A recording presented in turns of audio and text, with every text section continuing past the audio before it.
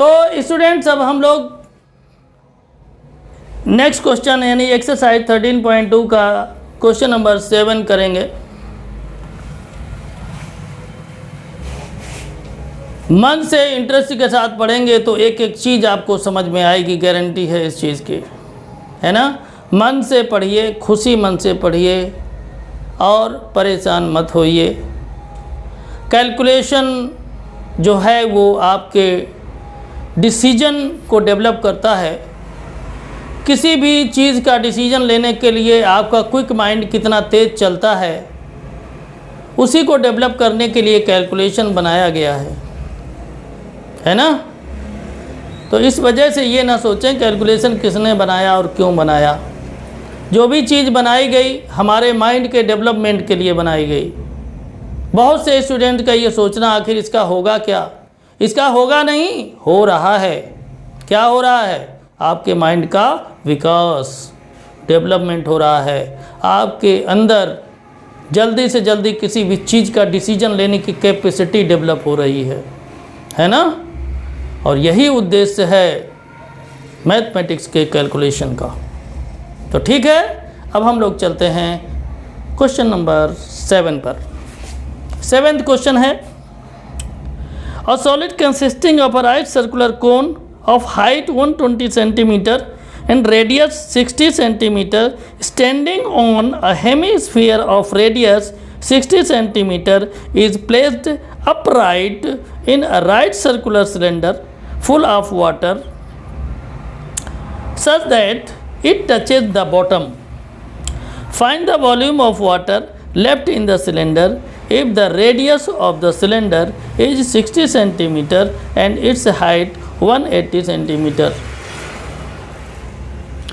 यहाँ पर ये क्वेश्चन में कहा गया है कि एक सॉलिड है, उसका जो ऊपरी हिस्सा है वो राइट सर्कुलर कोन के शेप का है और नीचे वाला जो है वो हेमी स्फेरिकल है। इस सॉलिड को एक सिलेंडर के अंदर डाल दिया गया है जो पूरी तरीके से पानी से भरा हुआ था। जब इस सॉलिड को उस सिलेंडर के अंदर डाला गया तो इस सॉलिड ने अपने वॉल्यूम के इक्वल पानी को डिस्प्लेस कर दिया, यानी वो पानी उस सिलेंडर से बाहर चला गया। तो पूछा गया है आपके क्वेश्चन में कि उस सिलेंडर के अंदर पानी कितना बचा उस सॉलिड को डालने के बाद। तो आखिर हम इसको सॉल्व कैसे करेंगे? सबसे पहले हम फिगर बनाएंगे मन से, उसके बाद हम जो सिलेंडर है उसका वॉल्यूम निकालेंगे, फिर सॉलिड का वॉल्यूम निकालेंगे, उसके बाद सिलेंडर के वॉल्यूम से सॉलिड के वॉल्यूम को माइनस कर देंगे। जितना माइनस करने पर आएगा वही आंसर आएगा, उतना ही पानी सिलेंडर के अंदर बचेगा। इतना कुछ काम हम लोगों को अभी कर लेना है। चलिए ठीक है, करना शुरू करते हैं और सबसे पहले बनाते हैं फिगर। एक कोन बना लेते हैं।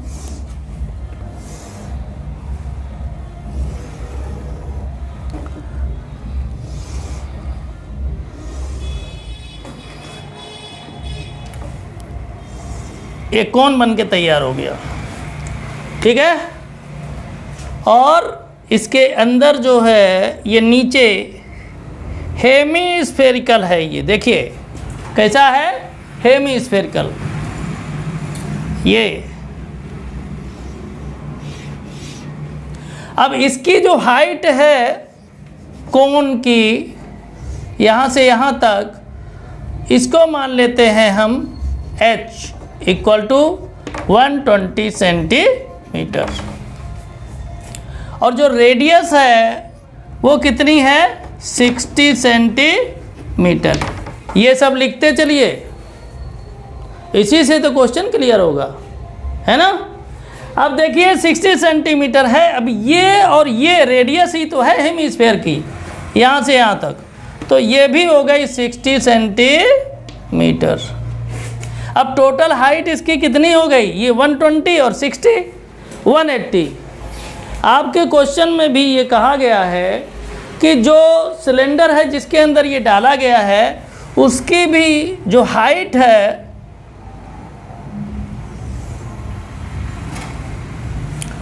वो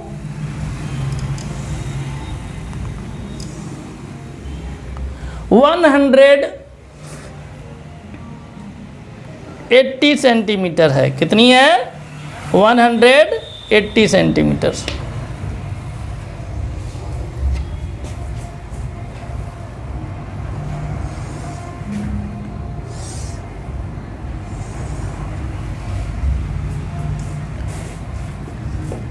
ये जो इसकी हाइट है ये 180 सेंटीमीटर है। मान लीजिएगा ये कैपिटल H है। क्या है? Capital H। फिगर बनाना बहुत ज़रूरी है स्टूडेंट्स, मैं बार बार बता दे रहा हूँ। ये सॉलिड है इसलिए हल्का सा इसको शेड कर देते हैं इस तरह से, ताकि कम से कम पता चलता रहे कि ये जो है एक सॉलिड है। क्लियर? अब देखिए आपको अलग से दिखने लगा होगा। हैं? अब हम इतना अच्छे से मन से फिगर बनाने के बाद अब इसको सॉल्व करेंगे तो आसानी से सॉल्व हो जाएगा, कोई प्रॉब्लम नहीं है ना। सबसे पहले क्या करेंगे? वॉल्यूम निकालते हैं सिलेंडर का। वॉल्यूम ऑफ सिलेंडर कितना होता है? सिलेंडर का volume pi are square h. Capital H use किया है इसलिए यहाँ पर पाई आर स्क्वायर एच। अब देखिए क्या हो जाएगा, पाई को ऐसे ही रहने दीजिए और r की वैल्यू कितनी है? 60, तो 60 का स्क्वायर हो जाएगा और h आपका है 180। क्लियर? तो पाई 60 का स्क्वायर हो जाएगा 3600 इंटू 180। क्लियर? अब जब हम इसका मल्टीप्लाई करेंगे तो मल्टीप्लाई करने पर कितना आ जाएगा? 648,000 पाई सेंटीमीटर क्यूब, इतना आ जाएगा। ठीक है? अब क्या करेंगे? सॉलिड का वॉल्यूम निकाल लीजिए। Volume of solid. सॉलिड में क्या क्या है भाई? सॉलिड में पहली चीज़ तो ये कोन है, तो निकालेंगे वॉल्यूम ऑफ कोन। क्या लिखेंगे? Volume of cone. और क्या है? और ये नीचे है हेमीस्फेयर, तो हेमीस्फेयर का वॉल्यूम, दोनों के वॉल्यूम को जोड़ देंगे, काम हो जाएगा सॉलिड का। Volume of hemisphere. हेमीस्फीयर। ठीक है? अब यहाँ पर देखें वॉल्यूम जो है कोन का क्या होता है? 1/3 pi are square H, small h इसमें यूज करेंगे, प्लस हेमीस्फीयर का वॉल्यूम हो जाएगा 2/3 पाई आर क्यूब। यही होगा ना? अब देखिए आप लोगों ने इसको नोट कर लिया होगा, तो मैं आगे बढ़ूं।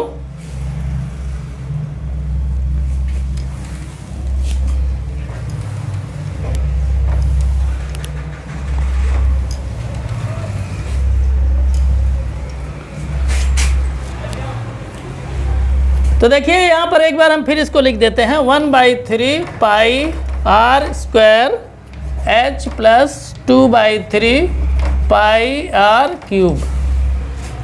ठीक है? यहाँ इसको कर देते हैं साफ। आगे बढ़ते हैं तो इससे हम 1/3 पाई कॉमन ले सकते हैं, तो यहाँ आ जाएगा 1/3 पाई आर स्क्वायर कॉमन ले लेते हैं, तो यहाँ आ जाएगा h प्लस 2r आ जाएगा ना। तो 1/3 पाई और r कितना है? 60, तो 60 का स्क्वायर हो जाएगा।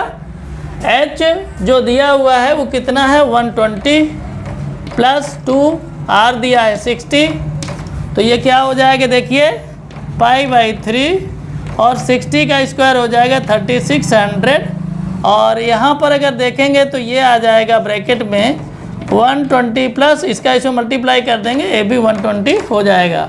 तो ये कर देंगे 3 से इसको डिवाइड कर देंगे तो ये 1200 आ जाएगा।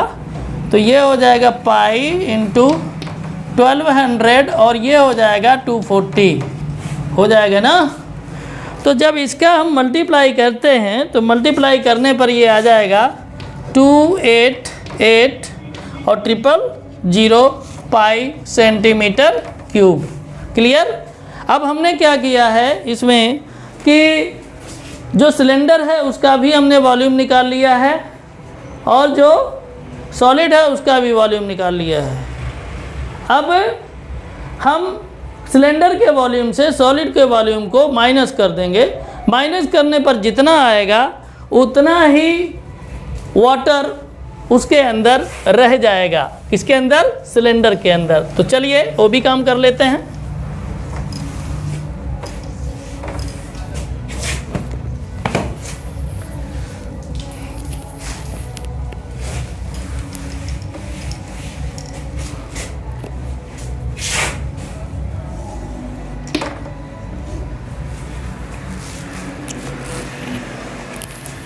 वॉल्यूम ऑफ वाटर, क्या लिखेंगे statement?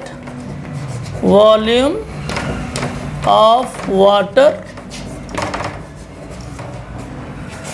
Volume of water left in the cylinder, left in the cylinder कितना हो जाएगा? ये हो जाएगा 648,000 पाई माइनस 288,000 पाई। माइनस कर देंगे तो आ जाएगा 364 टाइम 0 पाई सेंटीमीटर क्यूब, यही आ जाएगा। ठीक है स्टूडेंट्स। अगर इसको आप निकालना चाहें बुक के उससे तो यहाँ पर वैल्यू रख देंगे 36,